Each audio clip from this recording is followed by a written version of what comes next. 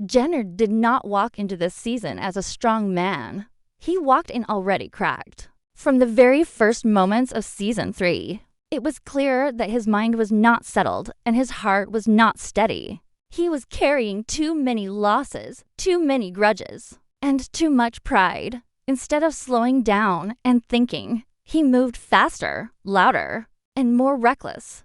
That was the first sign that his crash out had already started. Jenard believed he was fighting enemies on the outside, but the real fight was happening inside him. Every look felt like disrespect. Every move felt like betrayal. He could not tell the difference anymore. That confusion slowly poisoned every decision he made. He stopped listening. He stopped planning. He stopped learning. All he had left was anger. And anger is never enough to win a war. As the season moved forward, Jenard became obsessed with proving himself. Not to the streets, not to his crew, but to his own ego. He wanted to show that he was still dangerous, still feared, still in control. But the truth was the opposite. The more he tried to force respect, the more he lost it. People around him stopped seeing a leader and started seeing a problem. A man who could not be trusted because he could explode at any moment. Instead of building power, Jenard burned bridges. Instead of securing protection, he pushed people away. He thought fear would keep him safe, but fear only made him isolated. And isolation is deadly in this game. Jenard's biggest weakness was that he never accepted where he truly stood. He was no longer at the top, but he refused to play smart from the bottom. He wanted instant results, fast revenge, and loud victories. That mindset made him predictable.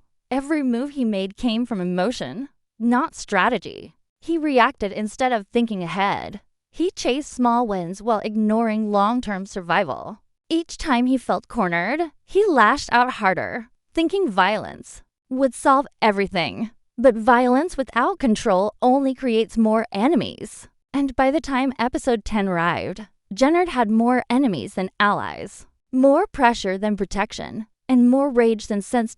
By the end of this section of his story, it becomes clear that Jenard was not rising anymore.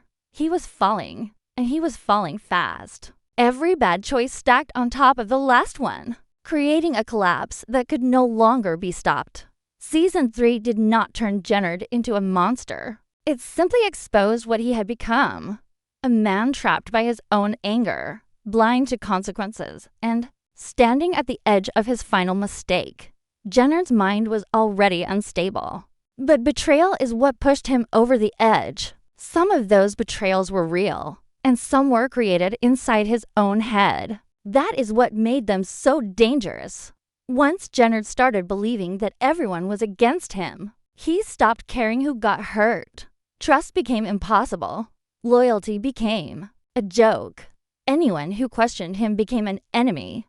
Anyone who stayed quiet became suspicious. There was no winning with him anymore.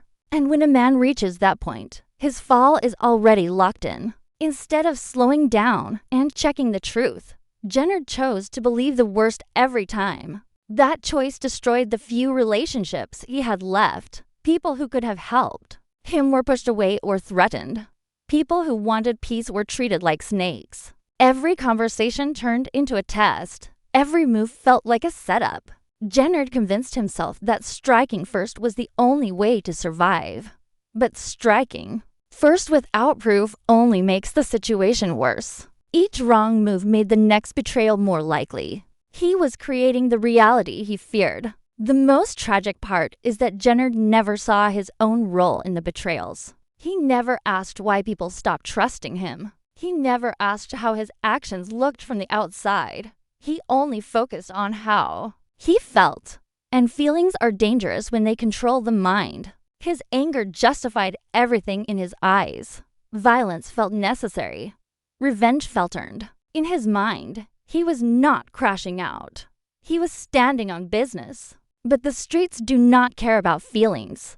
They care about results. And Jenard's results kept getting worse. By the time episode 10 arrives, betrayal is no longer just a trigger. It becomes Jenard's excuse. An excuse to go too far. An excuse to cross lines that cannot be uncrossed.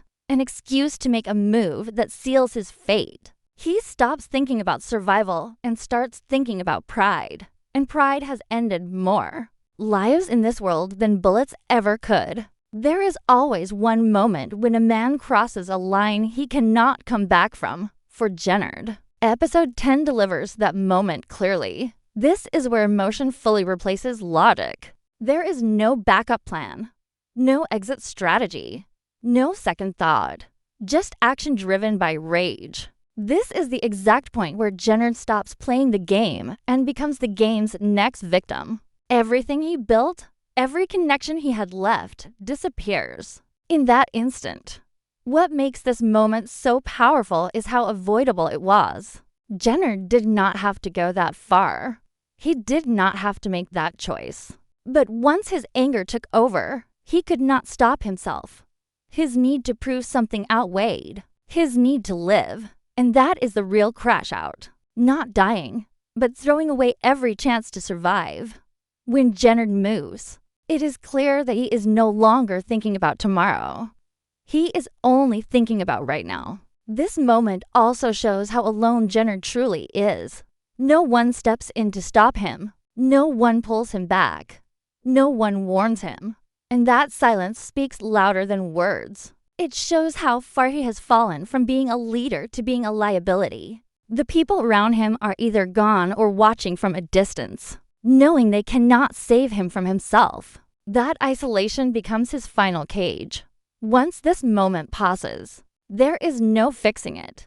The damage is done. The outcome is set. Jenard's story does not end because someone outsmarted him.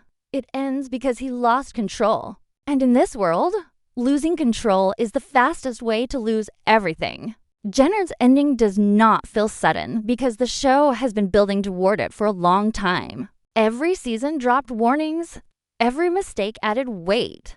Every emotional outburst pushed him closer to the edge. He never learned how to adapt. And adaptation is the key to survival. Other characters change when the game changes.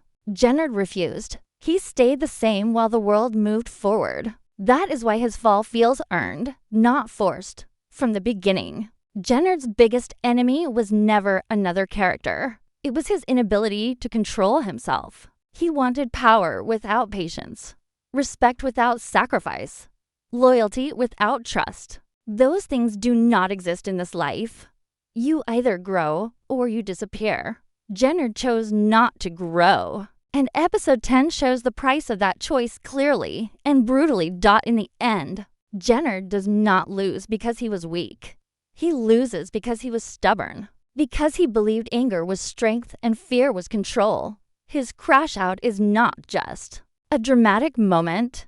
It is a lesson, one that shows how fast power can vanish when emotion takes the driver's seat. And when the dust settles, the truth becomes clearer. Jenard's story was never about winning the game. It was about what happens when you refuse to change. Jenard was not destroyed by one betrayal. He was destroyed by the way betrayal lived inside his head. By the time season 3 reached its final stretch, Jenard was no longer reacting to facts. He was reacting to feelings. Every silence felt like disrespect. Every delay felt like a setup. Every person who did not move exactly how he expected became a possible enemy. This is where his story takes a darker turn, because the danger was no longer outside. It was inside his mind, growing stronger with every wrong assumption. What made this phase of Jenard's downfall so painful to watch was how alone he made himself. People who once stood close began to step back, not because they wanted to betray him, but because they were afraid of him. Jenard stopped creating safety and started creating fear. And fear is never loyal. Fear only waits for the moment to escape. Instead of asking questions, he made accusations. Instead of listening, he talked louder. He confused control with intimidation, not realizing that intimidation only works for a short time. After that, it creates resistance. Jenard also began to rewrite history in his own favor. Every past mistake became someone else's fault. Every bad outcome became proof that others were plotting against him. This mindset allowed him to avoid responsibility, but it also trapped him. Because when a man refuses to see his own role in the chaos, he loses the ability to fix anything. Jenard did not believe he needed to change. He believed everyone else needed to fall in line. That belief pushed him further away from reality.